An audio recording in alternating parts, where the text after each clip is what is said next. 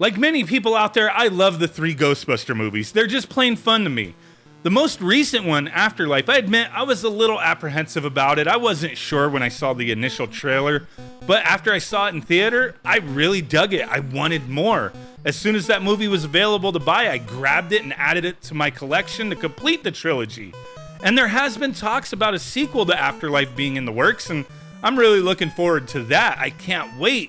But in the meantime, we do have a new Ghostbusters game coming out, Spirits Unleashed. But is it a game that fans want? Does it do the license justice? So let's talk about it. A little review, first impressions type of thing. So I did receive a review copy of the game for the PS5, and I put everything else on hold to play this game. It's very rare for me to get so into a newly released game, but this one just keeps pulling me back in, and for a few good reasons. But with the style of this game, how long will that last? Will it be a game I keep coming back to? So to start, this is a multiplayer game, 4 versus 1. Many games have been made in this style, and a lot of them kind of fizzle out shortly after launch. So what, if anything, sets this apart from other asymmetrical games? Well, for one, it was announced the game fully functions as a single-player experience with no online connection. So that's pretty good. Don't like playing with others or just want to make sure the game stays playable into the distant future? This game will have you covered to a certain degree. While you can play online or offline with bots filling in, if you strictly play offline, it doesn't save stats or data, including story progression. Oh yes, this game has a story. That's another thing that sets this game apart, and it is a continuation of the ending to Afterlife, which I thought was awesome. So obviously, some minor spoilers here. I'm not going to go over all the story elements of the game.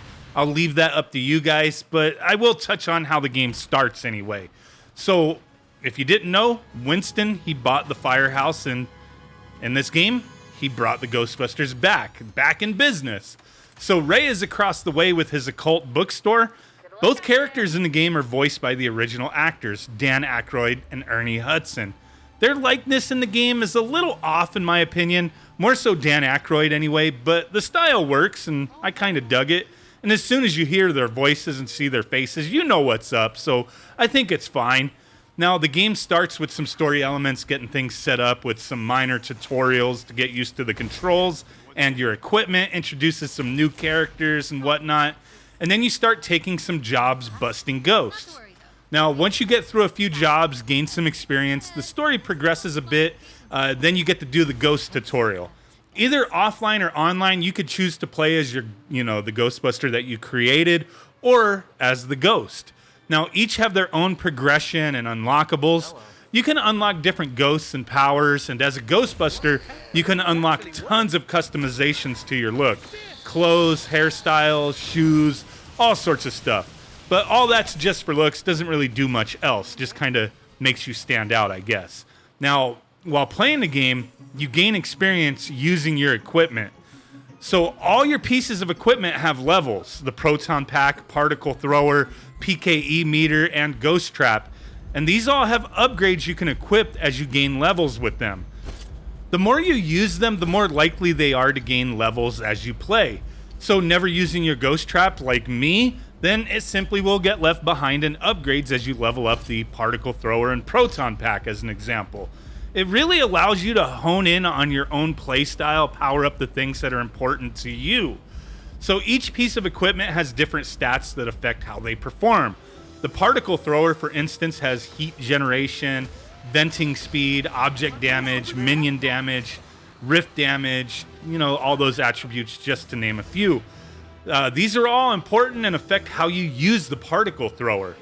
So I thought that was interesting. There's so much involved with all the different pieces of equipment here.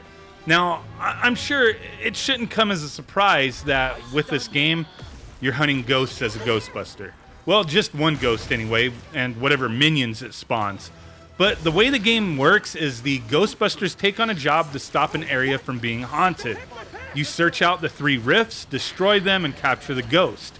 As the ghost, you haunt the place by possessing objects, scaring people, trying to protect your rift portals, and you could possess the artifact that creates the rift portals and move it with kind of limited mobility, just like any of the other objects in the game that you can possess, like trash cans, wet floor signs, barrels, boxes. There's tons of stuff you could possess.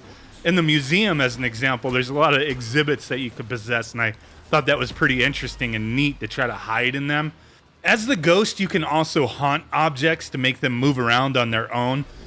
You do use up ghost energy, which can slow you down, and you regain energy by possessing things, kind of hanging out or moving around a little bit.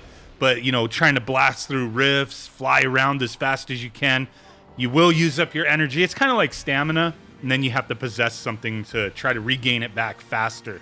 So this kind of sounds simple for either side, but it really is very involved. Working together as Ghostbusters is key.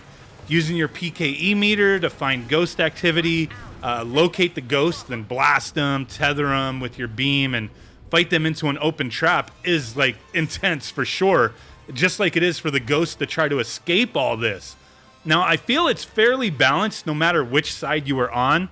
Now, as the ghost, you have tons of abilities. You can slime the Ghostbusters as well, which essentially stuns them, and you can even tamper with their equipment, causing them to have to take time to wipe off the slime or reboot their equipment type of thing. And with the ghost, you can fly all over the maps, you know, up and down, all over. Like, you have a lot more mobility than the Ghostbusters do. And this really does kind of even things out, as it is 4 against 1. So the ghost should have a little bit, you know, going on there. And it makes sense. Ghost gets to fly around. Now, as you continue to play the game and take on jobs, you will progress the story over time. Now, it gets fairly interesting, and it incorporates Winston and Stan quite a bit. So I thought that was cool. And like I said, I'm not trying to spoil anything other than the beginning of the game. But yeah, a lot of cool stuff goes on. And overall, I really enjoyed this game, and I can see myself continuing to play it for a while. But I worry after I max everything out if it'll be, you know, something that still holds my interest. You know, this is one of only a few games in this genre that has really tickled it for me. But I feel that feeling could go away in a short amount of time. My only hope is the game winds up getting new maps and, you know, maybe even some more game modes. I don't know. But I think that kind of stuff would really depend on how successful the game is.